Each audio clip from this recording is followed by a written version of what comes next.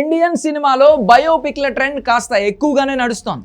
క్రికెటర్లు, ఆర్మీ అధికారుల జీవిత కథలపై సినిమాలు తీస్తూ మంచి వసూలు సాధిస్తున్నారు నిర్మాతలు. ఇక ప్రజల్లో కూడా వాళ్లకు మంచి క్రేజ్ ఉండడం, ఆడియన్స్ కూడా వాళ్ళ గురించి తెలుసుకునేందుకు ఇంట్రెస్ట్ చూపించడంతో బయోపిక్లకు మంచి డిమాండ్ క్రియేట్ అవుతుంది.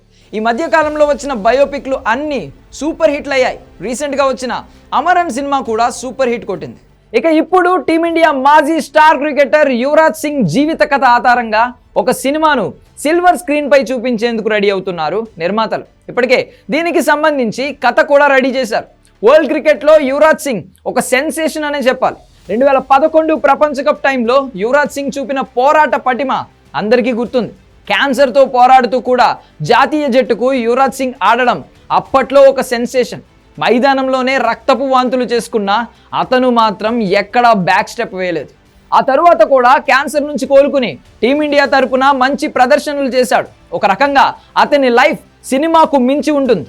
చిన్న వయస్సులోనే జాతీయ జట్టులోకి అడుగుపెట్టడం, కెప్టెన్ కావాల్సిన అర్హతలు ఉన్న క్రమశిక్షణ లేకపోవడం వంటివి యువరాజ్ సింగ్ కెరియర్లో బిగ్గెస్ట్ మైనస్. తన తల్లి యువరాజ్ సింగ్ కోసం ఎన్నో త్యాగాలు చేశారని కూడా చెప్తూ ఉంటారు. అతని తండ్రి కంటే తల్లితోనే ఎక్కువగా యువరాజ్ సింగ్ గడిపాడు. తండ్రి వద్ద క్రికెట్ పాఠాలు నేర్చుకున్న అంతర్జాతీయ స్థాయిలో తీసుకెళ్లింది మాత్రం యువరాజ్ సింగ్ తల్లే.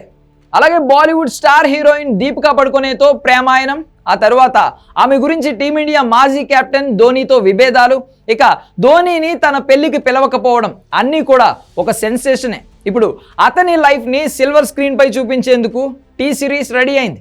భూషణ్ కుమార్, రవి చందక్ ఈ సినిమాను నిర్మిస్తున్నారు. ఆగస్టులోనే దీన్ని అఫీషియల్గా అనౌన్స్ చేసిన ఆ తరువాత అప్డేట్స్ ఏమీ రాలేదు. అయితే యువరాజ్ రోల్లో ఎవరు నటిస్తారో అనే దానిపై క్లారిటీ లేదు. కానీ లేటెస్ట్గా వస్తున్న అప్డేట్ ప్రకారం సిద్ధాంత్ చతుర్వేది యువరాజ్ సింగ్ రోల్లో నటించనున్నాడు.